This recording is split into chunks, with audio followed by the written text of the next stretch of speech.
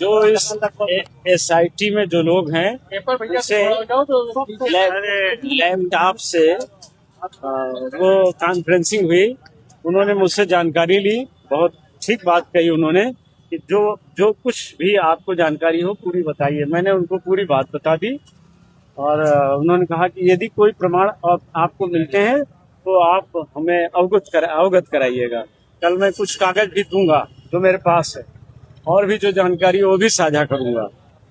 तो जो वार्ता है उसमें हमने एक लाइन कहा कि अपराधियों को दंड मिले, वो कोई हमारा सगा संबंधी भी क्यों न हो। सर, कोई प्रूफ आपके पास है जो आप कल उनको रख के देंगे? और आपने कहा है कि पूछा गया है कि ट्रस्टियों को लेकर भी पूछा गया है कि चंदा चोरी के मामले में आप किनके बारे में जानते हैं? हाँ, सबके बारे में हमने बता दिया, जितना उन्होंने पूछा। जो क्या क्या पूछा उन्होंने पूछा कि किसका किसका क्या रोल था, क्या जानते हैं। तो हमने सारी बातें जितनी हैं, जो मैं आपको लगातार बताता रहा हूँ उतनी ही बात, तो वो सारी चीजें हमने उनको बताया कि ये 1250 रामशिलाएं पहले गायब हुई हैं, कोई नई बात नहीं है। इसके बाद मंदिर बनने के बाद जो इस ट्रस्ट में लोग जुड़े हैं उनके अपने कर्मों का खुलासा अब तो दुनिया के सामने है। अब अकेले मैं तो नहीं कह रहा हूँ, तो पूरा देश कह रहा है और आप जांच कर रहे हैं।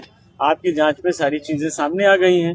तो उन्होंने कहा ठीक है। अगर SIT से आपको कोई सूचना मिली है मिलने की या क्या? नहीं, मुझे जानकारी दी गई कि अब आप बयान दे दीजिए। तो हमको नगर इंस्पेक्टर, पुलिस इंस्पेक्टर ने, उन्होंने शर्मा जी ने हमसे कहा कि आपको बयान देने चलना। हमने कहा बिल्कुल चलता हूँ। तो मैं CO साहब के कार्यालय आया, यहीं से कॉन्फ्रेंसिंग के जरिए मैंने अपना बयान दिया। आपको SIT से बातचीत हुई आपकी? हाँ जी जी। SIT से क्या बातचीत जी हुई? जी। SIT से क्या बात? हाँ, वो किरण यश साहब और यश अमिताभ जी दोनों लोग थे, उनसे ही वार्ता हुई। क्या बातचीत? अमिताभ यश थे, वो जो इसके चीफ हैं। क्या बातचीत हुई आपकी? क्या मैं नाम नहीं श्योर हूँ। उन्होंने क्या? विश्वास पंत साहब शायद वही थे। उन्होंने क्या पूछा आपसे? वो तो मौन बैठे थे।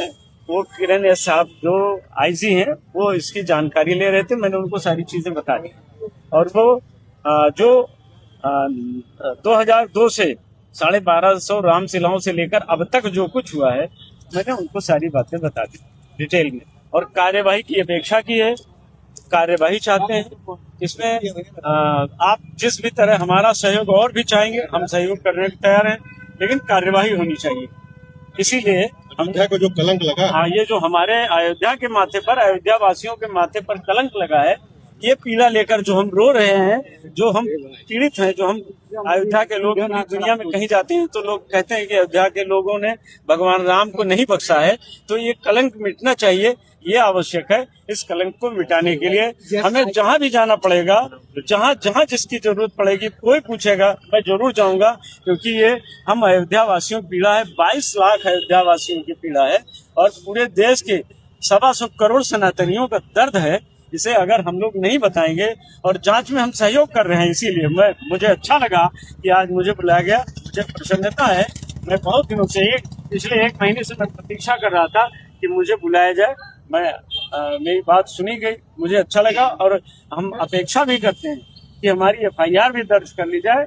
FIR दर्ज करने के बाद अगर दोषी हैं, 100% दोषी हैं, तो वो लोग जेल भेजे जाएं। अगर मेरे द्वारा लगाया गया आरोप या सच्चाई मेरी गलत दिखती है तो मैं खुद दंड भुगतने को तैयार हूँ, लेकिन जिन्होंने चोरी किया है उन्हें सजा मिलनी चाहिए। तो कोई बचाव नहीं। कल आप हाँ, बिल्कुल रोकी गई। ये बहुत गलत हुआ था। प्रेस रोका जाना बहुत गलत है। ये अभिव्यक्ति की आजादी पर नियंत्रण, ये उचित नहीं था। लेकिन आप लोग आए, आप लोगों ने हमारी बातें पहुंचा दी अपने आप।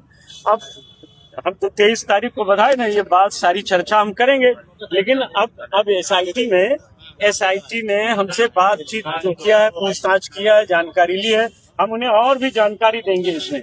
और अगर आवश्यकता पड़ी तो हम 23 को और बातें आप लोगों को। क्या लग रहा है, लगातार आवाज आप उठा रहे हैं, अब आपने मुझे लगता है कि इंसाफ होगा, न्याय होगा। योगी ताकि तो भरोसा, मुझे योगी जी पर भरोसा। राजनीति हो या क्रिकेट, देश विदेश की ब्रेकिंग हो या आपके मोहल्ले की बड़ी खबर, सब मिलेगा एक ही ऐप में, सबसे तेज और भरोसेमंद। अभी डाउनलोड करें दैनिक भास्कर डिजिटल।